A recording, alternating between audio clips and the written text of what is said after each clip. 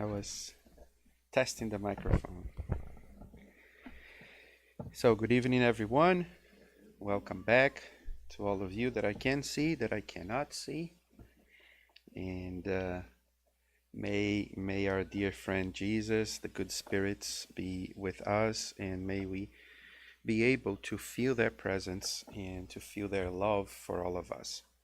And as usual, for us to start our meeting, before we hand the words over to Nancy, or Nancy, how probably Americans call her, um, um, when she will bring us a message from the book Our Daily Bread, as I asked her before, message number 107.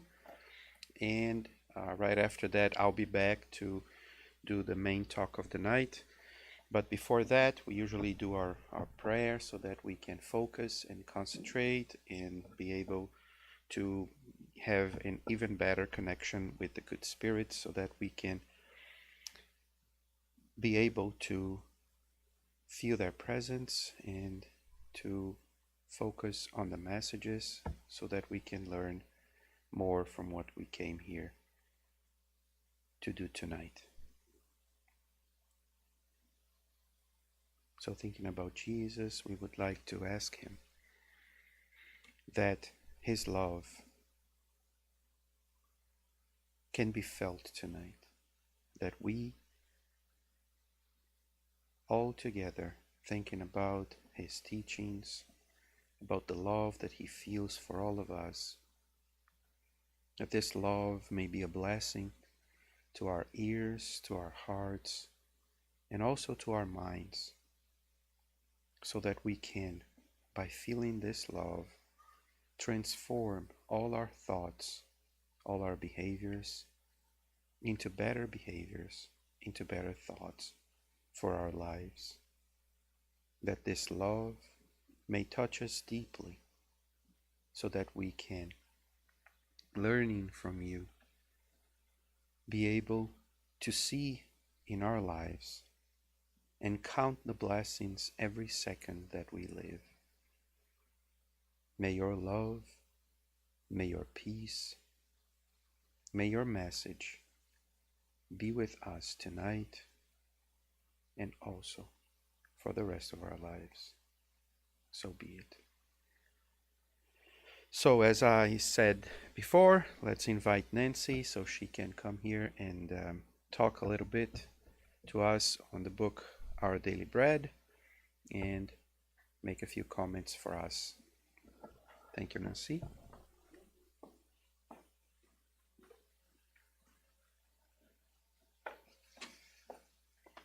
Good evening, everyone. Tonight we will read Our Daily Bread from Emmanuel, and the message is number 107, like Mackenzie said, and the title is Compassion. But compassion with contentment is great gain. It is in Paul 1 Timothy chapter 6, verse 6. Much is spoken on earth about compassion. However, when we refer to this virtue, it is difficult for us to discern between compassion and humiliation. I help, but this individual is given to vice. I will assist, but this woman is ignorant and evil. It saddens me, however, that person is an ingrate and cruel. I feel compassion, but it involves a useless person.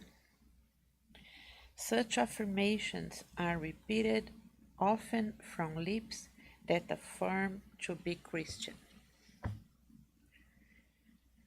Truly, in general, we only encounter on earth that compassion of soft voice and thorny hands. It spreads honey and poison. It places a balsam on the wounds as it rips them open. It extends open arms and collects on depths of recognition. It rescues and beats. It protects but does not stimulate. It offers kind words yet trusts hostile retort. It appeases the hunger of the travelers and the terrestrial experience with bread full of bill. The true compassion, however, is the legitimate daughter of love. It wastes no time in stressing evil. It is solely concerned with goodness instead of wasting effort with childishness and is aware that time is precious in life. The gospel does not refer to the false pity, full of illusions and demands. He who reveals the sufficient energy to embrace a Christian life finds the resource to assist happily. He does not become tied down to destructive criticism and knows how to plant goodwill, fortify the seeds, cultivate the sprouts, and await the production. Paul says, but compassion with contentment is great gain for the soul, and truly we know of no other that could bring more prosperity to the heart. Well, sometimes if we have some compassion about others, we think we are better person because we compare ourselves most of the time with those people that don't have compassion, and it's easy to us to point a finger and say, wow, those people is very selfish. You see, they don't help others, they don't do charity and stuff like that. And then we think we are good person, good people, because we have some compassion to others. But how often we say something like this, like the example Emmanuel brought to us here. I help, but this individual is giving to vice. So, well, I'm helping because I'm good, but you see this person is addicted to alcohol, to other vices, and I always see that I am good because I'm helping him or her.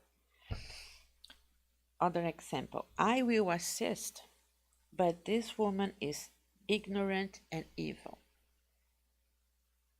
It's easy to see the evil part in other people. It's hard to see in us. It saddens me. Looks like so dramatic, right? It saddens me. However, that person is an ingrate and cruel. And well, we are already learned about gratitude. Don't wait people say, oh, thank you very much for this or for that. So then he says this kind of affirmation repeated comes from lips that affirm to be a Christian. So I say that I am a Christian, that I love God, I love Jesus, but I put a lot of criticism in other people. What kind of compassion is this? So then, in the second part, he says something like this. If you do this way, you will spread honey and poison. is the same time you kiss and you spank. You know what I mean? The same time you bring some sugar, so sweet, and right after some poison. What kind of a Christian is this person or us? Then, in the end, he says, um, the gospel does not refer to the false pity, full of illusions and demands.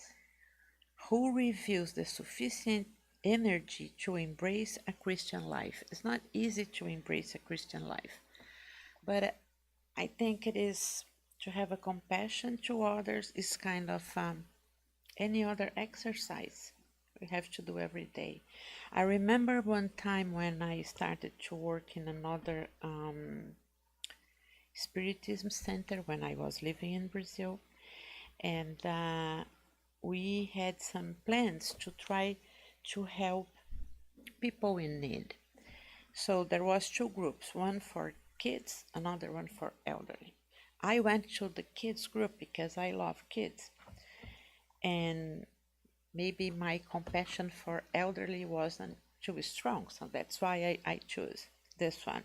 And there was a man, a guy, with us, and we went to a place, and there was just kids in need. And I remember a little boy, he was with flu or something, and he had running nose, and somebody told this guy, go there and help this kid. And he said, oh, I'm sorry, I can't, because this funny green thing's coming out from his nose. I can't. So where where where is the compassion in this situation? And another thing I remember is the parable of prodigal son. I hope the pronunciation is this way.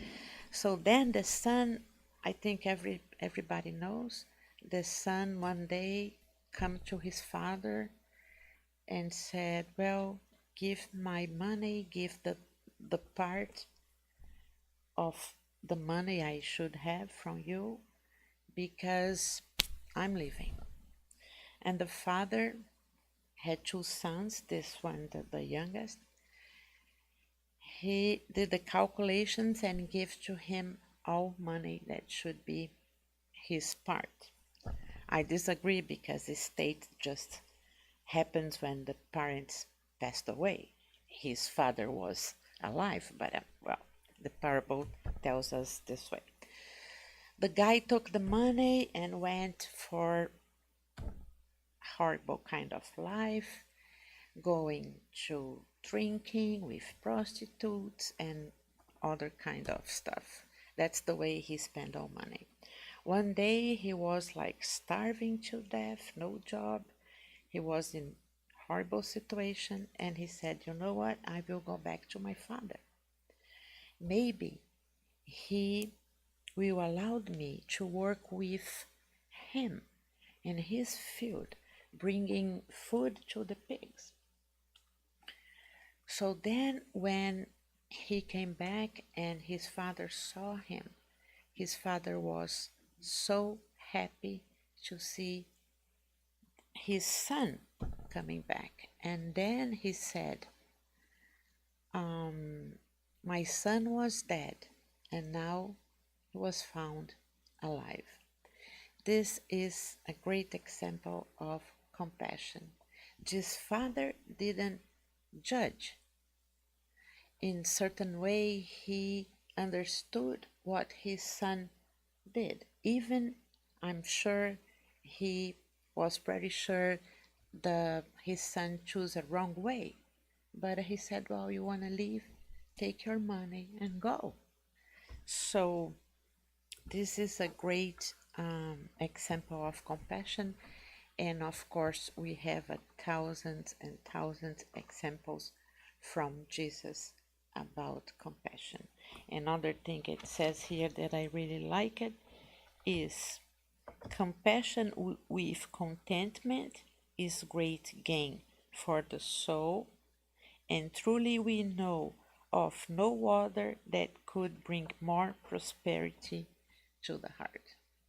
I really love this passage. I hope you guys like it too. So thank you very much.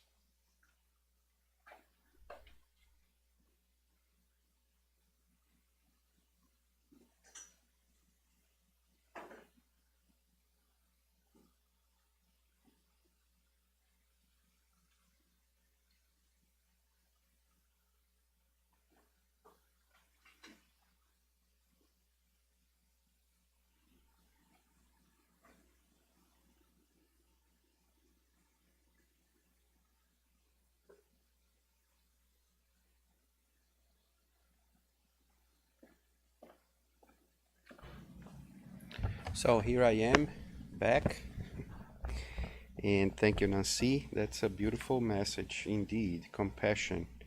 It it is a word that we probably, based on what you said, we should use more, right, in our daily life. So thank you for your comments, and this message is really worth like taking a look again and reading again to really get a little bit more about what Emmanuel wants to convey to us. So that was a beautiful message, like you said. I liked it too. So and that was, just to remind everyone, that was from the book Our Daily Bread, chapter 107. And so we are studying as we go on with our meetings. We are studying the gospel according to Spiritism, and as we keep saying and repeating week after week, we go like almost item by item. Kardec, what he does is he divides each chapter into small pieces and gives little and small titles to those pieces. Sometimes they have like 2 or 3 messages based on the same thing. Sometimes he has only one message. And we are on chapter 5, which, as we also keep repeating week after week or month after month, is the longest chapter of the Gospel according to Spiritism, and deals with the idea that we suffer, deals with the idea that blessed are the afflicted, which is one of the blessings from Jesus. Not exactly that wording, but all the beatitudes, as we commonly call them. Jesus says, "Blessed are those who mourn, blessed are those who suffer, blessed are those who are hungry." So he gives a lot of blessed, and Kardec titles this chapter as "Blessed are the afflicted," or "Blessed are the ones who suffer." And we've been talking about all these sufferings and causes of suffering. Why do we suffer? Um, is it what is the cause of it? Is it on this life? Is it on a previous life? And then we talked about, when we lose people in our families. Last month, Hendrik talked a little bit about voluntary torments, meaning, sometimes because people misinterpret messages, and then see, oh, blessed are those who suffer, let's say. So and then a person says, oh, if I am blessed because I'm suffer, so I'm going to suffer more. I'm going to make myself suffer more. So I'm more blessed, right? So I don't know what goes in people's heads, but we did this in the past. And apparently some of us like to do it still. Sometimes, unfortunately, are to for people to pay attention on me. Oh, I'm suffering. And then you do more, so more people take a look at you, and who knows what goes in our heads. But that's not the message. The message is the to learn how to suffer, right? Because we have no control over suffering. We have no control on stuff that happened to us, right? Even stuff that we think that are under our control, sometimes they are not, and then all of a sudden they just happen. Um, See, everybody, I don't know if everyone knows, but this morning, there's this famous journalist in Brazil 66 years old, has still a lot of life to live, because these days 66 years old is nothing, right? And he's active and he's still working hard and doing his stuff. He just went to this um, he had a radio show, so he was in his radio show this morning. Took the helicopter to go to a probably another job, another part of his routine, and then the accident, and then he dies. And not only him, but the pilot and the driver of the truck. And who of those three were thinking that that would be their last day? Probably none of them. Probably they were not even thinking about it. And then all of a sudden it happened.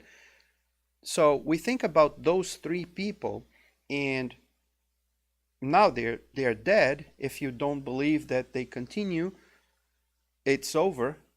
We know that they continue, so it's not over. They will move on and do whatever they need. But what about the other people that depended on them? Their kids, their wives, or their relatives. They are all here. Were they expecting that those people would die? No. Did they want? No, of course not. So do we have control over this? No, we don't. So it will happen. And that's basically what this chapter deals with. It's not about, suffering more, but it's about, trying to think beforehand on some stuff so that we can at least have a certain kind of readiness, be a little bit prepared. Of course, nobody is fully prepared for all the things that happen. Nobody. We will suffer. It will hurt. It will be painful, naturally. But if we don't ever think about it, if we are prone to, say, to go into depression, and we don't take care of it, and we don't allow ourselves to get ready and get stronger, if something happens all of a sudden, we may lose our ground completely and fall like we will never recover. So the whole chapter, and of course the whole Christian message and the whole idea of Spiritism, is to give us like a little bit more strength, to give us this hope that things are maybe bad, they will look bad, but are they really bad? What is really an unhappy situation? What is truly unhappy? What is truly bad? What is it that happens that is truly, and that's basically the title of the message of tonight, which is true misfortune, true unhappiness, a true thing that makes us, or something that really makes us feel or be sad, be completely sad. What is it that we can consider a true misfortune? And then this message is from Delphine de Girardin. The message was written in Paris, 1861, and it is a very interesting message in this point, because she asks us, and she tells us, and throughout the text, she will ask a few questions, making us compare things, and for ourselves, what is it that's true misfortune? So I'm going to read the first, a few of the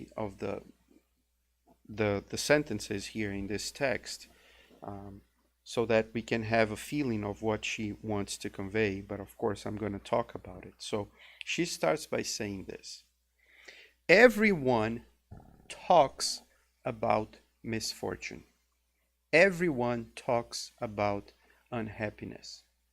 Everyone talks about sad things, about things that happened that made them feel sad, that made them feel unhappy. Everybody talks about it.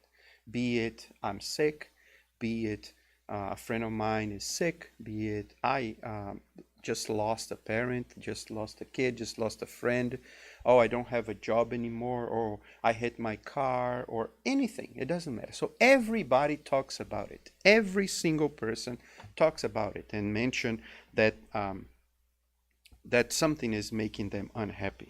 She goes on, everyone has experienced it. Some people talk about, but they sometimes at that point in time, maybe nothing really major happened to them. But even a small thing happened. So let's say a kid. Of course, the kid, if the parents are still there, of course they will not say that they lost someone, but a kid probably felt very sad when their father or mother said, "No, you cannot have this," and that's a cause for being sad or for being uh, considering that this is a misfortune, that is something that happened that shouldn't happen because I want and you don't give me, so I'm going to be sad. So, and then she says, everyone has experienced some kind of misfortune, and therefore judges, they understand its multiple character. So we all suffered some kind of loss, some kind of a misfortune, and then because we suffered that, we think that we understand what misfortune really is, what unhappiness really is. And the question is, do we? Do we really know what being unhappy or being unfortunate is? I have come to tell you, she says, that almost everyone is deluded, doesn't know what they're talking about. As real misfortune, real unhappiness is not what the world believes it to be. True misfortune. She's not talking about misfortune. She's talking about true misfortune. They see as misfortune, and then she'll come with this list of stuff. They see as misfortune when you have a stove to cook something in your house that is not working. That's what she says with different words, but they see as misfortune the unheated stove, the threatening creditor, the person that's threatening you if you don't pay them, the empty cradle, like the cradle where you had your baby, then that's true misfortune. Tears, the funeral procession and those following with broken hearts, the anguish of betrayal, and the stripping of pride from those who would wish to be dressed in the purple, to be beautifully dressed, but who can barely hide their nudity beneath the ragged tatters of their vanity. I don't have the clothing, the beautiful gown, the beautiful dress, the beautiful tuxedo, and that makes me sad.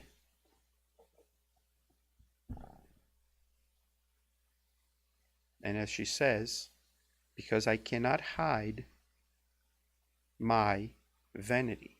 I'm so vain that this part makes me sad. But she says, this is not true misfortune. She goes and says, real misfortunes, true misfortune, are in the consequence of these facts, not in the facts themselves.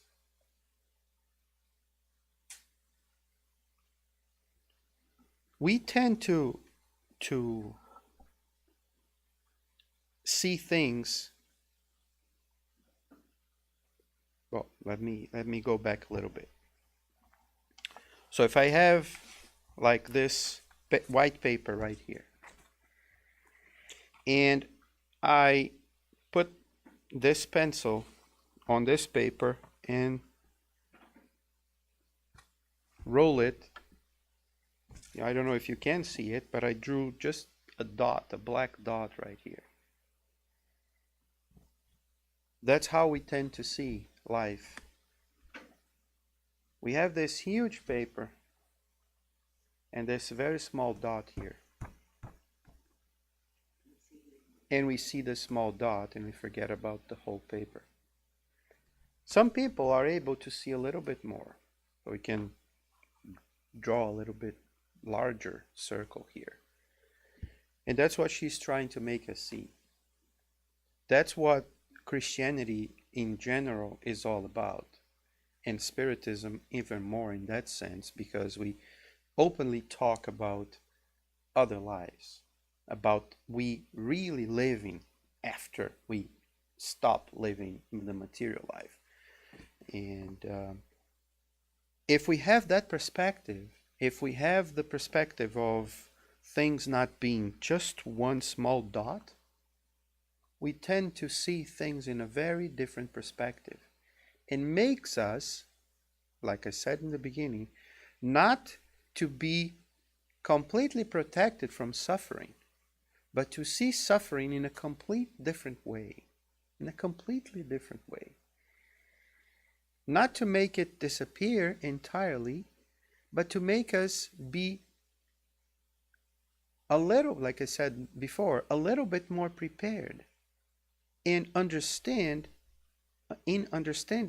that to everything and anything that happens in our lives, it has, first of all, a cause that sometimes we're not aware of. Most of the times, if I'm not if I don't want to be blunt and say all of the times, I am the responsible for whatever happens to me, independently if it was somebody that did it to me or not, because it is as if I act like a magnet to the problem that I need to solve, that I need to learn how to solve.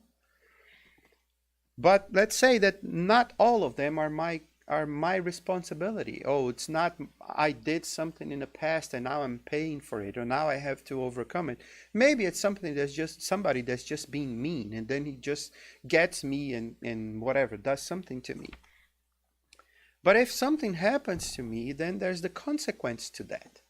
It is when we teach our children, when we are talking about, oh, but I had a fight in school, or I had a discussion, or I had an argument with my brother, or with my sister, or with a person in my classroom, and then the person started saying something to me, and then I go and hit the other person, and the other person hits me back, and okay, so let's stop right there.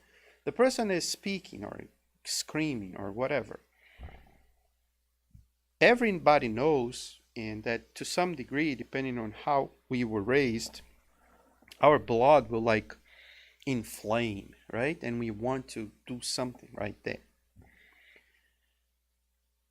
If I do something back and I'm complaining that the other one is doing something to me,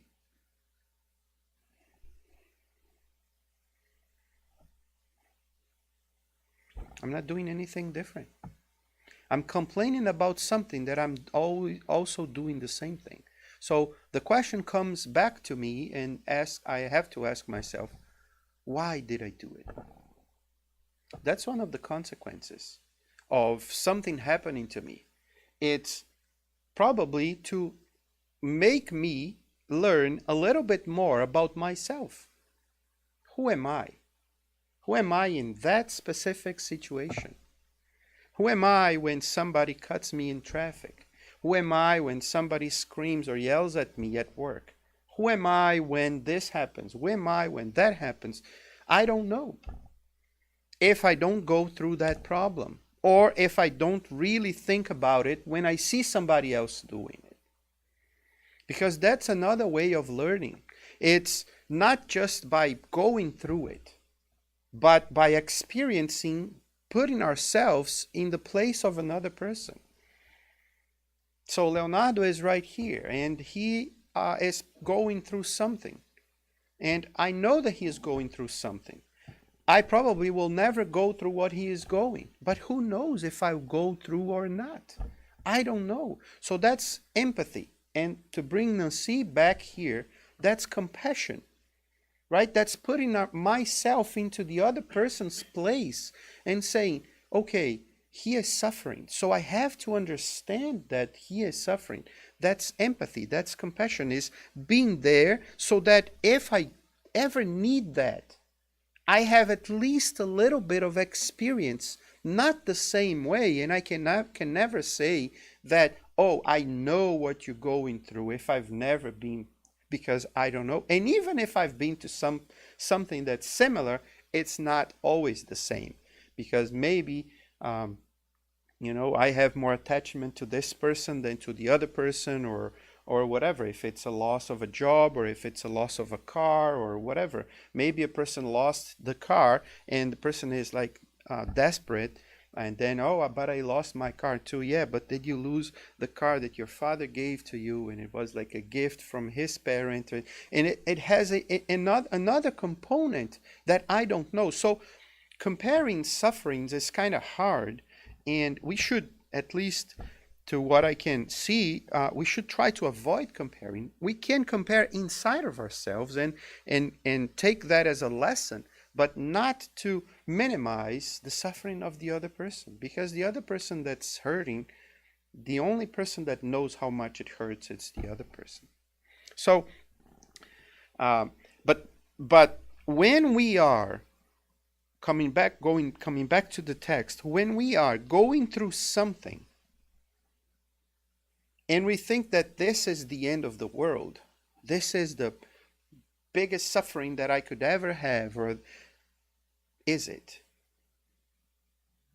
Is it? And if we tend not to do the exercise of looking to other people, of knowing how other people are suffering, maybe it will be. And of course, it is hard for us or for others to hear that we are comparing sufferings. But if I'm doing with my own suffering, I have to learn to compare my suffering, not the others, my suffering. I have to know so that I can have a perspective of what that suffering really is. Because that's how we do it. With anything, for us to have a measure. What is a scale? When you're buying a pound of cheese, what is a scale when we're buying a pound of cheese? A scale is, and if we go back, we can see it better, because that's how scales used to work. We put a plate on this side and a plate on this other side, so I get a weight that weighs the amount of stuff that I want to buy. I put a pound here, and then I put a pound here. If they are level, they are the same weight. If I want more, I put more weight here, more weight here. Then they will still be. So we compare stuff for us to know more or less how it works. I don't know if you know, for example, when we are in, you probably, I don't know if everyone, but a lot of people had cameras, or at least used a camera that has a manual focus that you have to turn to focus the image. How do we get to the point of focus? Even the automatic ones, what do?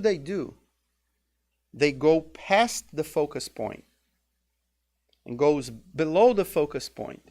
Compare them with something in the middle. So we do like this a few times until it is focused. So we are going and switching.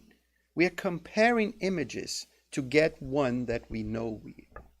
So when I am suffering, I can very easily say that if I am looking at the suffering from a point of pride, I am looking at my suffering as the worst suffering ever. And by pride, of course, we have to probably divide this in a few things. But in a by pride here, what I mean is I cannot suffer.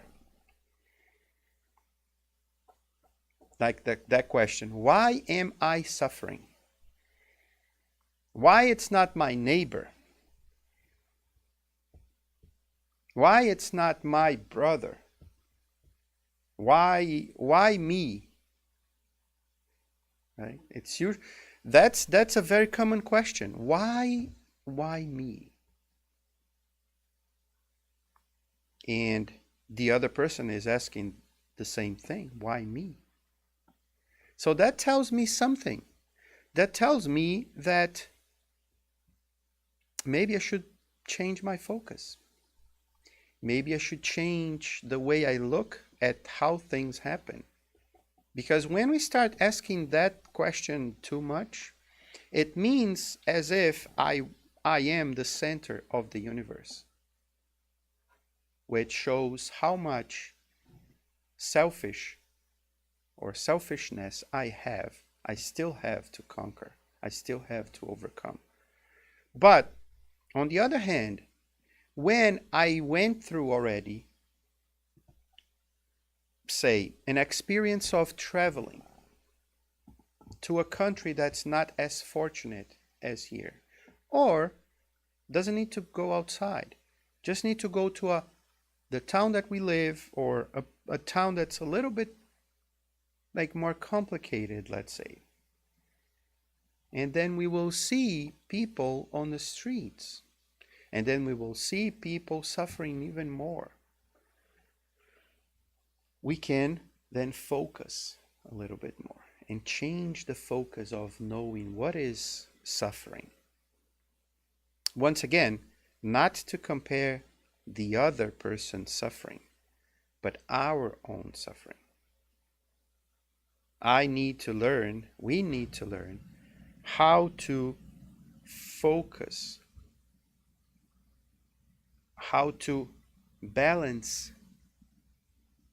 the weights, so that I know that if that is really suffering. Because I hear a lot of people saying this, oh, we should not compare. And I agree, we should not compare, should never compare. However, the comparison needs to be done. It's hard when it comes from the outside. But if I don't compare, I'm losing. I am losing. Because I am going to always think that this is just bad. It's only bad. There's nothing better. There's, oh, this is horrible. And most of the time we lose the chance to learn. Because we are just complaining. We are just complaining. So we lose the opportunity to learn something from it, which is what she's saying here. So it's not about the thing, but about the consequence of the thing. I can look at an oven that's not working and think about it as the worst thing that could happen. But I can also look at that as an opportunity to do something. It doesn't cure the problem. It doesn't make the stove go back to work. But if I'm looking and choose the opportunity to do something different, it will be a learning experience. So, and we are talking about something simple, something that's here physically. But of course, when we have the opportunity of learning and of studying and thinking about our lives as more than just this life that we are here, things get even smaller. Get even smaller.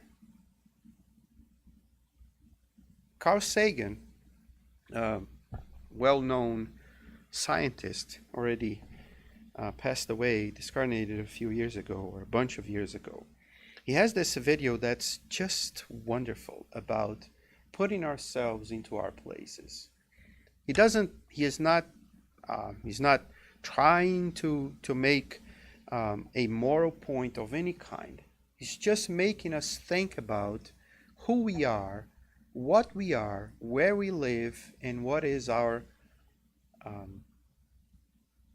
position in this world. And there's one saying, one part that he says in this video, and it's a very famous one. I didn't remember that before coming here, so I could have put it there, but we can always look it up. It's easy these days on YouTube. There's one point that he says, everybody that we know, that we knew, and that we will ever know is of this earth, has lived on this earth. It doesn't matter if that person was the biggest person ever or the lowest person ever. They all lived here and shared with us this little blue dot. And we complain that my couch is not comfortable. Just to really make it an extravagant comparison. And I love that line because there's this movie, American Beauty, where the husband and the wife are having this terrible situation in their lives. I don't like the movie that much, but that there's this scene where he is doing something, and then he accidentally hits the sofa, the couch in their living room, and then she starts yelling at him because, oh, that's my couch, and then he keeps yelling back at her, this is just a couch, this is just a couch. And but it's very expensive, and then he keeps saying, but this is just a couch. And to me it is very sane. We can use like a chair or any kind of thing, but depending on how we are attached to that problem, whatever that is, it is the biggest problem in the universe. There's nothing bigger than that problem right there at that moment. But when we look at from the outside, when we look at through another perspective, when we are able to see that thing from the perspective that Spiritism gives to us of saying, hey, look, you may be angry. That's fine, because we get angry. We didn't get over these feelings yet. But don't make a fuss a completely extraordinary, the largest, the biggest problem of the universe, because it is not. Once again, if I go and tell this to a person that's suffering, it may sound hard and may sound, so we shouldn't do it. But we need to wake up so that we can look in the mirror, and that person in the mirror telling me that, hey, look, why are you doing this? What are you learning from this thing? And we all know that, of course, once again, and I apologize for repeating this, but I think that is so saying to what the level that we are in this society these days, that sometimes I just can't believe stuff that I hear. But we see this person, these people that lost their lives in that tragedy in Brazil, right? With the dam that just collapsed and a lot of people died in Brumadinho. Imagine that region, not one family, but the region itself. The sadness that surrounds that area. The sadness that surrounds those people, those families. The other one that happened with those kids in Rio. Now this one that happened this morning. And these are just 3 examples of stuff that we know of because we are connected to Brazil. But can we imagine what's happening in India, in China, and how many people are suffering? And we cannot say and compare our problems, my problem that I have a disease or that I am sick or that, and I can't compare anything because people will get, oh, but that's their problem, that's not my problem. Of course it is. I'm not saying that's your problem.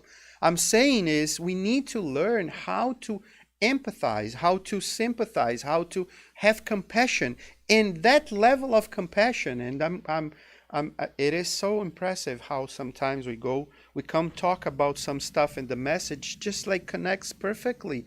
Because if I don't learn to have that compassion, that level of being in the other place of the other, that takes from me a lot of my worries, a lot of the weight that the problem has. I know it is a problem, but what can I do with the problem? Am I going to increase the problem by worrying 10 times more? I don't need to. And once again, I'm not in the place of telling the other person, but when we are talking in generically, the idea We have to get that idea and put it inside of ourselves so that we can learn how to measure, how to balance, how to weigh the difference, how to have a different point of view and look at the situation from different points of view and say, yeah, it is bad. It is bad. I'm not gonna have the person that I love on my side. It is bad. It is sad. You go through the process of trying to detach from it. We're gonna cry. We're gonna miss it. That's fine. There's nothing wrong with it, and we need to go through it. But we can we have to understand that if I thought about this before and I have a little bit of readiness or of preparation, I may get out of it a little bit sooner. Not that it will take it out, but it can make me see those things in a different light and say, "Oh, I know." So we start to keep saying to ourselves, "Yeah, I know it's hard, and I understand once, and then at night I'll cry again." That's fine. There's nothing wrong with it. But if I don't do it, and if I delve into that state, I will be pulled down and down and down and down because it is the worst thing ever. And to find this balance in putting things into perspective, it is hard, but it is that process that is necessary to all of us. It is necessary that we can take a little time to think about what is really important. Is the thing or what we take from that thing? Nobody, so that we can wrap it up. Nobody, I'd say, would want or wish to have cancer. Nobody. I don't know anybody who would want to have cancer. And I don't know of anybody, maybe there are, because there are people who are crazy, right? That wouldn't want to be millionaires. I don't know of any.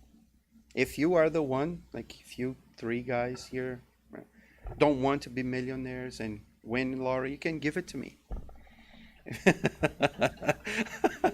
Yeah, yeah, I don't mind. I don't. In the same way, if I don't want to have cancer, so please don't send it this way, right? But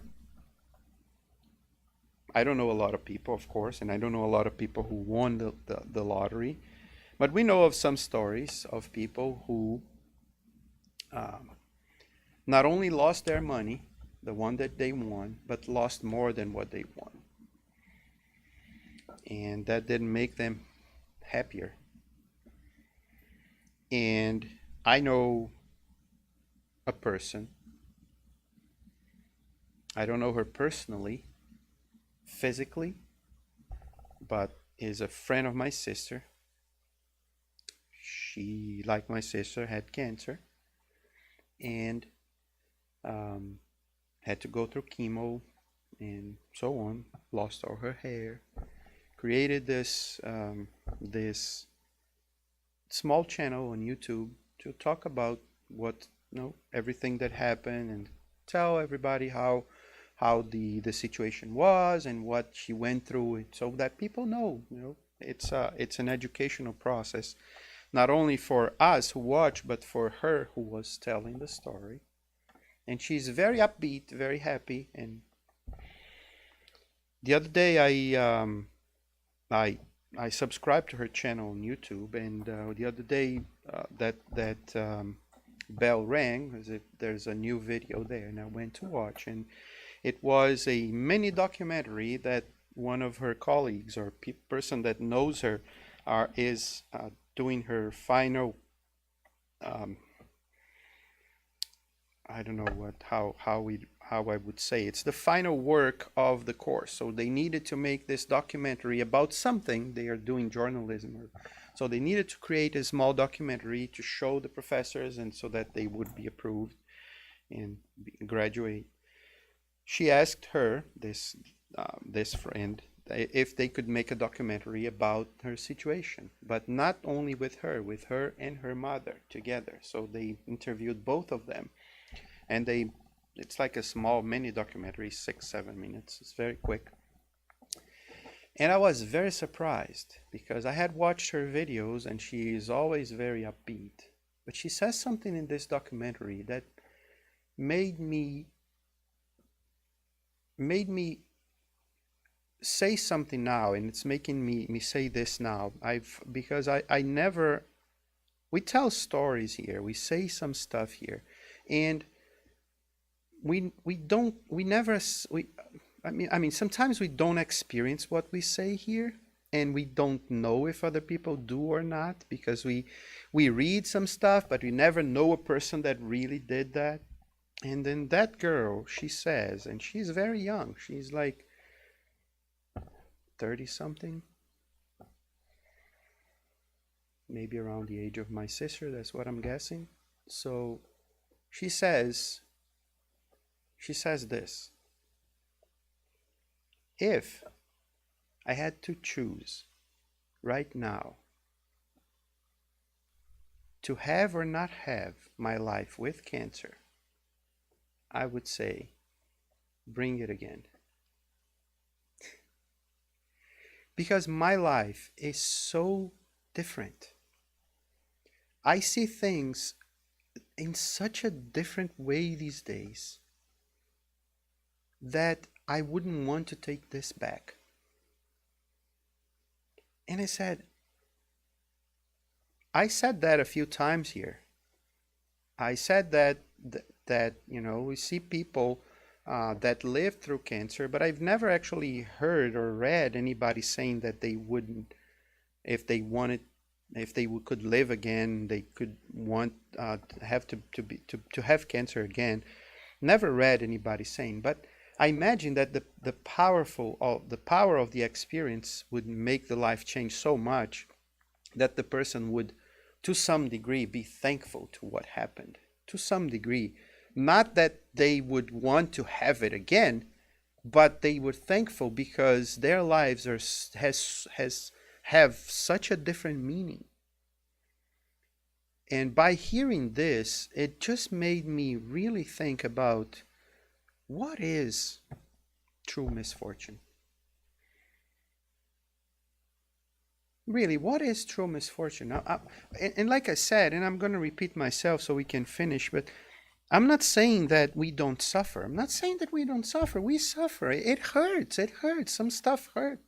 And there's no denying it. But the thing is, how do we behave when it's suffering? And what do we compare our suffering to so that we can grow on that suffering?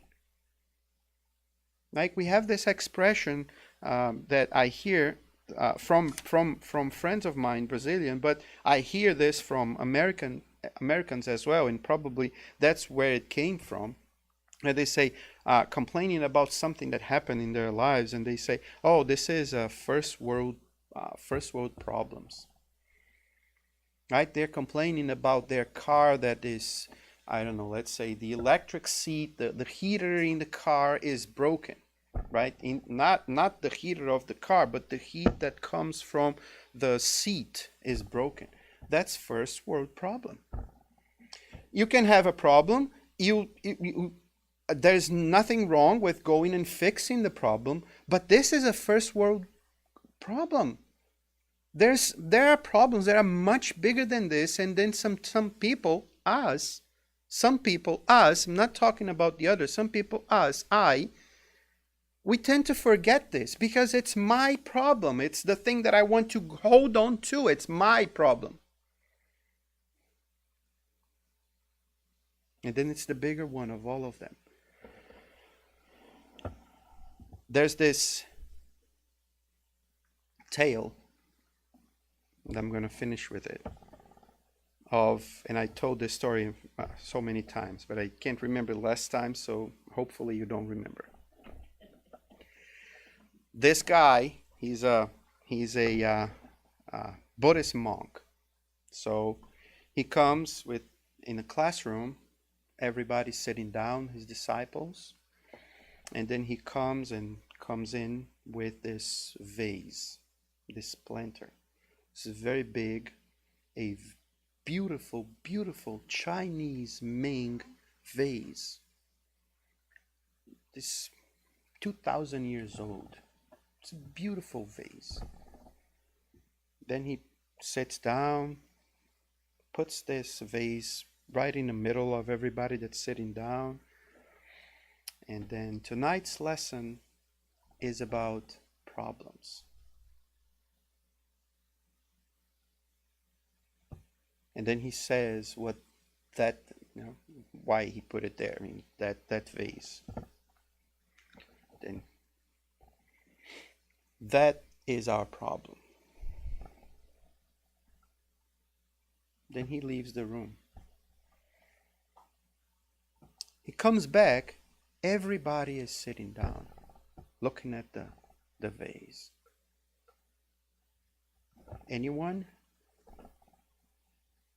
Comes this guy, raises up, grabs something, and cracks it, and just destroys it. And why did you do that? It's a problem.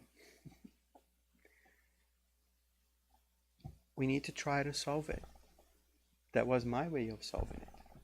Keep staring at the problem doesn't solve the problem. Breaking it may not be the best solution, but at least I'm trying to solve the problem. I'm acting. I'm doing something. I'm seeing the problem in a different perspective. Because we put all those things into a problem. It's a 2,000-year-old vase. It's something bigger and bigger and bigger, but it's a problem. And we need to learn how to look at these things in different ways. So what Spiritism does to us, and Jesus' message does to us, is that there is more to life than just those small, petty problems that we have. We are in this pale blue dot in the universe, on a black background. What is my problem? What is my problem? What is true misfortune? On that perspective, it certainly is not the heater of the seat of my car. It's not the couch. Even the hardest things, different perspectives will make us see our problems, our misfortunes as something different. And if we take those misfortunes, small ones, we can turn them into learning points. And if we can, at that moment, break that vase, break the vase. If not, at least move it out. Because the problem might be just because it's sitting right there. I just need to move it out. But leave it there and the problem is there, it will not solve itself. We need to do something. So that is message number 24, chapter 5, True Misfortune from the Gospel According to Spiritism. And thank you for your patience.